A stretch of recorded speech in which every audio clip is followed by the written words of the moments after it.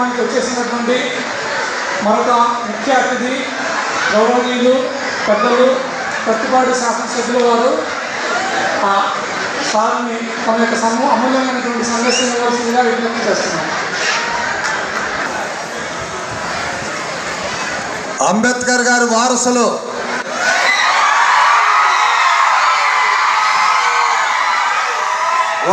నేనే నిలువెత్తు సాక్ష్యం. మీరు అది తెలుసు. మన ఆరాధ్య దైవం, ప్రపంచ మేధావి, భారతనంతా ఈ దేశానికి రాజ్యాంగం ఇచ్చినటువంటి నిర్మాత, దేశానికి దశను నిర్దేశించినటువంటి ఒక మార్గదర్శి, అలాంటి మహానుభావుడు ఈ దేశంలో అత్యున్నతమైనటువంటి స్థాయిలో ఉండాల్సినటువంటి వ్యక్తుల యొక్క జాబితాలో మొట్టమొదట నిలబడేటటువంటి వ్యక్తి డాక్టర్ బిఆర్ అంబేద్కర్ గారు. ఇది మనము ఎవరు దీన్ని డిస్ప్యూట్ చేయలేరు. ఇక ఆయన కన్నా ముందు ఎవరైనా ఉండాలంటే మనకు కనబడని దేవుడు ఉండాలి. కాబట్టి ఈ వ్యవస్థలో అంటే ఆయన ఆలోచన ఒక ప్రాంతానికో, ఒక మతానికో, లేదా ఒక కాలానికో సంబంధించింది కాదు. ఈ వ్యవస్థ ఉన్నంత వరకు ఆ ఆలోచనలు ఆచరణలో పెట్టడానికి అనువుగా ఉన్నటువంటి ఆలోచనలు అవి. ఒకటి, విద్యతో దేన్నైనా సాధించవచ్చు అన్నాడు, విజ్ఞానంతో పోరాడండి అన్నాడు, విషయం తెలుసుకొని పోరాడండి అన్నాడు. అందుకోసమే విద్యకు అత్యంత చిన్న స్టోరీ చెప్పాలనుకుంటా ఉన్నా. ముఖ్యంగా ఒక మంచి రాజ్యం ఉండేది. దాంట్లో పిల్లలందరూ కూడా సంతోషంగా ఉండేవాళ్ళు. దాంట్లో కొంతమంది మాత్రమే చదువుకునేటువంటి అవకాశం ఉండేది. మిగతా వారికి ఆ రాజ్యంలో చదువుకునేటువంటి అవకాశం ఉండేది కాదు. చదువుకున్నటువంటి వ్యక్తులు వాళ్ళ జీవితాల్లో ఎన్నో మార్పులు వస్తూ మిగతా పిల్లలు కూడా మేము కూడా చదువుకునేటువంటి ఆలోచనతో కొంతమంది బాధపడేటువంటి పరిస్థితులు ఉండేవి. అటువంటి తరుణంలో అక్కడ భీమ్ అనేటువంటి ఒక బాలుడు జన్మించడం జరిగింది. ఆ బాలుడు జన్మించిన తర్వాత ఆ బాలుడికి నిత్యం కూడా నేను మిగతా వాళ్ళతో పాటు ఎందుకు సమానంగా చదువుకోకూడదు అనేటువంటి ఆలోచన అతనిలో ప్రతినిత్యం కూడా ఉండేది.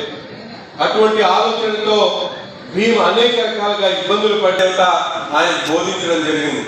ఇది కేవలం నీ జీవితంలో మార్చడానికి నువ్వు ప్రయత్నం చేయమని చెప్పి ఆ జ్ఞాన దేవత భీమ్ని ఉపదేశించడం జరిగింది. దాని తర్వాత ఆ భీము చదువు కోసం మహాదశలు కృషి చేసి చదువుకొని ఒక జ్ఞానవంతుడుగా తయారైనటువంటి పరిస్థితులు.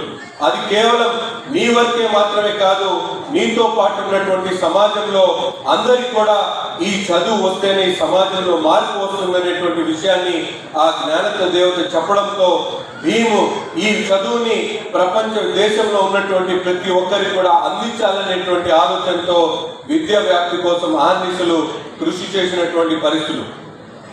అదే విధానంతో ఈరోజు మన డాక్టర్ బిఆర్ అంబేద్కర్ గారు సమాజంలో ఉన్నటువంటి అనేక ఇబ్బందులు ఈరోజు మనందరం కూడా కలిసికట్టుగా ఉంటా ఉన్నాం.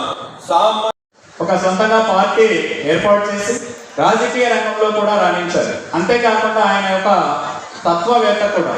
అంటే ఆయన జీవితంలో జరిగినటువంటి సంఘటనలన్నింటినీ కూడా ఆయన ప్రతి ఒక్కదాన్ని కూడా గమనించుకొని భారత రాజ్యాంగంలో ప్రతి దాన్ని కూడా దానిలో పొందుపరిచే విధంగా ఆయన చర్యలు తీసుకోవడం జరిగింది. అంటే అప్పట్లో ఎంతో వెనుకబడినటువంటి ఆ కాలంలో సుమారుగా 60 దేశాలకు పైగా రాజ్యాంగాలను పరిశీలించి ఒక బృహత్ గ్రంథాన్ని ఒక రాజ్యాంగం రూపంలో సమకూర్చడం అనేది చాలా గొప్ప విషయం.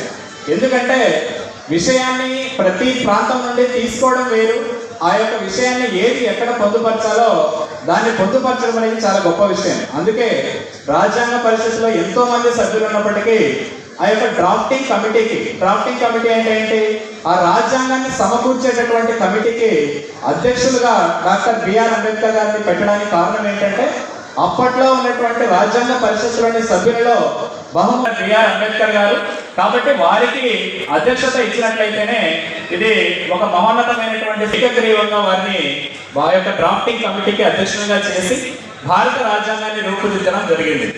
కాబట్టి అటువంటి భారత రాజ్యాంగం ద్వారానే వారు ఇచ్చినటువంటి అనేక హక్కుల ద్వారానే మనమందరం కూడా ఈరోజు స్వేచ్ఛగా జీవించగలుగుతున్నాం. అంటే స్వాతంత్రం వచ్చిన తర్వాత భారతదేశాన్ని మనం ఎలా పరిపాలించుకోవాలి అనేది కేవలం మనకు రాజ్యాంగం ద్వారానే తెలుస్తుంది. మనం ఈరోజు ఇంత స్వేచ్ఛగా దేశంలో జీవిస్తున్నాము అంటే దానికి కారణము కేవలము భారత రాజ్యాంగం మాత్రమే. మీరైనా నేనైనా ఇక్కడ ఈ యొక్క వేదిక మీద ఉన్నటువంటి ప్రతి ఒక్కరు కూడా ఈ యొక్క స్థాయిలో ఉన్నాము అంటే కారణం కేవలం డాక్టర్ బిఆర్ అంబేద్కర్ గారు, అదేవిధంగా భారత రాజ్యాంగంలో మనకి ఇచ్చినటువంటి హక్కులు మాత్రమే. అప్పట్లో చదువుకోవడానికి ఎవరికి కూడా అవకాశాలు ఉండేవి కాదు.